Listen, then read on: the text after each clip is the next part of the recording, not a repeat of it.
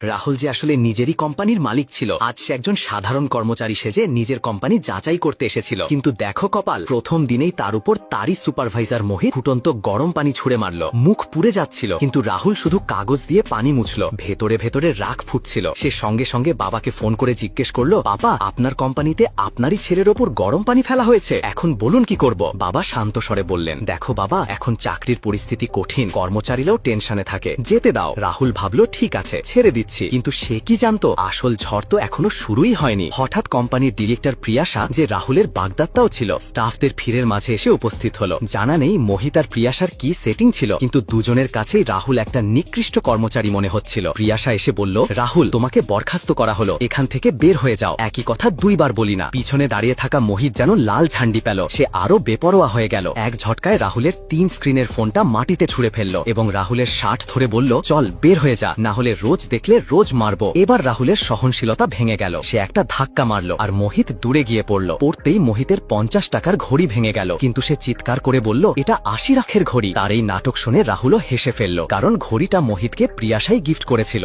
মোহিত কাঁদতে লাগলো, আমাকে 80 লাখ নয়, পুরো 8 কোটি লাগবে। এই ঘড়িটা অমূল্য ছিল। ভিড়ের লোকেরাও মোহিতের পক্ষ নিয়ে বলল, ঘড়িটা তো ডিরেক্টর ম্যাডামই দিয়েছিলেন, এর ক্ষতিপূরণ দিতেই হবে। রাহুল ভাবলো চলো খেলি। সে সঙ্গে সঙ্গে ব্যাংক ম্যানেজারকে ফোন দিল। 8 কোটি টাকা ক্যাশ নিয়ে এখনই